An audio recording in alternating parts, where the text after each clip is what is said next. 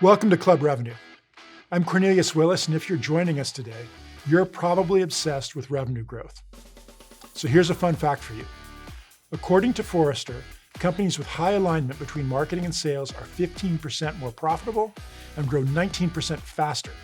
That's right. Revenue growth is no longer a solo race.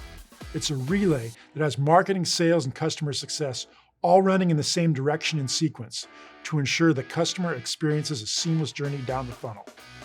And just like Olympic runners, your team needs the right training, practice, and proper sportsmanship to go for the goal. And we've got Divvy CRO Sterling Snow here today to show us how it's done. Let's dive in.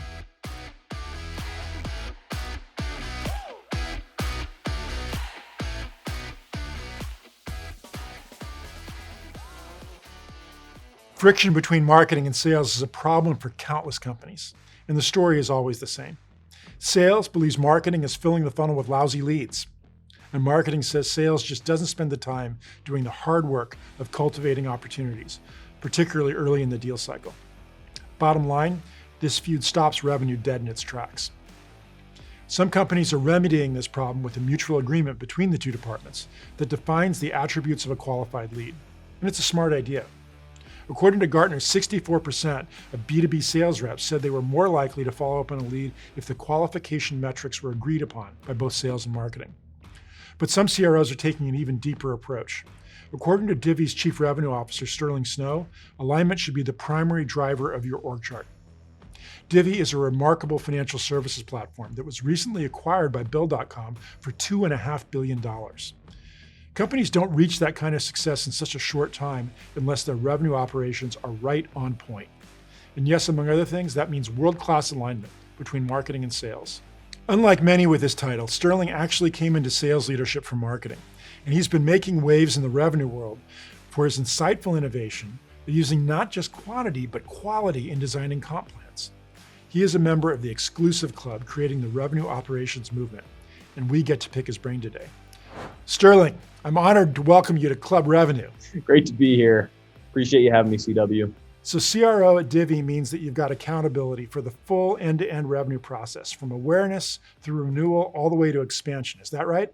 That's right. Yep. So marketing, sales, customer success, customer support, and then revenue operations, obviously supporting that entire funnel. The reason why that structure is so successful and why I think it's early innings, I think CROs are going to be the norm in the very best companies, especially software companies, because you have one person singularly responsible to make sure that those handoffs are smooth and that alignment is created as part of the structure, not as like an afterthought, but really as the primary driver of your org chart and your KPIs and everything you measure. And so I think that you obviously have some of the classic challenges about, hey, how do we determine quality at these handoff points? When did marketing do their job in the right way? When did sales do their job and set success up appropriately? And those don't go away just because you have someone who's titled CRO, but it does give one person the ability to streamline that funnel, reduce friction points, set up the right KPIs and the right measurement tools, and put you in a place to be successful. You described quality checks. What are some of those checks between maybe the first and second stage and the second and third stage? So they're very similar, right? With marketing, primarily on the demand gen side, right? Leaving out brand and some of those other parts of marketing. You're saying, what is the quality of what you're passing over? How well are you supplying the segmentation based on how you've modeled it, right? What percent of your new business comes from inbound, comes from channel, comes from outbound? And how well is marketing doing at supporting those different initiatives? And so it's really a quality measure in terms of, is the deal size right? Or the close rates right? Is it a quality lead that you're passing over? And then on the sales side, it's a lot more about, it's really the same thing. How good are the expectations that are being set? Is this a customer who's been sold a bill of goods that doesn't really exist, or are they going to come in and be happy and have an extremely long LTV? And so it's very similar, just a little bit deeper in the funnel for sales to success, but similar issue. Are you able to tie compensation to those quality measures? That's one of the main benefits of setting up a structure with end-to-end revenue inside, is you can compensate on KPIs that are typically deeper in the funnel. So for example, if you have a marketing team and they're standalone, it's really hard to measure them on, say, like converted opportunities, because that usually lives on the sales side of the house. They're the ones who have to convert whatever opportunities you're throwing over. And so if those are standalone entities, that's a really hard sell. But if you have revenue under one funnel, then it becomes a little bit easier. And so that's how we do it. We measure every single group, typically one level deeper in the funnel than they have control over. And that forces a real partnership, a real alignment. It does you no good to spend time putting blame back and forth. You need to spend that time just figuring out how to get better, because you're measured on the same things. So anyway, that's you can, yes, measure and compensate deeper in the funnel because of it. So the thing I'm hearing is that this doesn't work unless you've got a culture of trust, accountability, and transparency, which is exactly why the revenue operations movement is so powerful. Let's check in with Clary's Holly Proctor to take a look at some of the metrics fueling those trends. Thanks, C-Dub. That's right. Having a unified revenue team brings massive benefits to a company.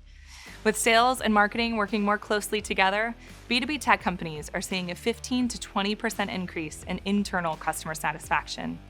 With happier marketing and sales teams also comes a decrease in go-to-market expenses of up to 30%.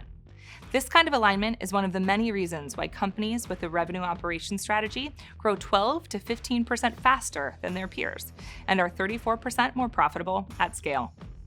Deepening trust and collaboration between sales and marketing is a huge part of the foundation of a successful revenue operations engine.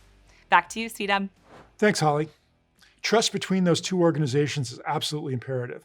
So Sterling, are there things that you're doing from a process, cadence, or culture perspective that make that connection point work better? There are a few things that I think have really enabled us to succeed here. We have a framework that we've used from very early on. We call it right people, right structure.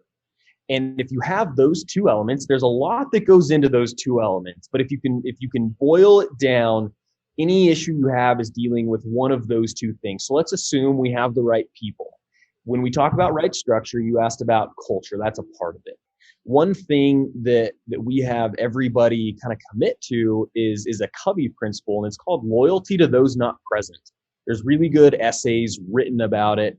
And essentially, part of our credence is you do not talk about somebody else's work. If you have a complaint about marketing, say, and you're the sales leader, you're a sales rep, that's a conversation we all need to be involved in. And that's one of the things that puts trust through the roof, because nobody's wondering, like, hey, I wonder if so-and-so's in there telling Sterling, his or her side of the story, when really that's only the side that paints them in a good light and us in a bad light. That doesn't happen. And so I think culturally you have to do things like that to make sure that trust is as strong as it's ever going to be. And by the way, that doesn't mean that you don't have healthy conflict. That doesn't mean that you don't have real problems that you need to get into a room and hash out. And we've had our fair share of folks in a room passionately debating, I'll call it. Other people might call it yelling. But getting to the bottom of things, but that's okay, as long as you trust that everything's happening in a very transparent sort of way. And I think that's part of what allows those leaders in those departments, and therefore everyone on their teams, to have trust in the system. Thank you, Sterling Snow, for sharing with us today. Great insights into what it takes to bring sales and marketing together for a productive and predictable revenue engine. That's our show for today, folks. Thank you so much for watching. Join us next time for another real-world revenue strategy, right here on Club Revenue.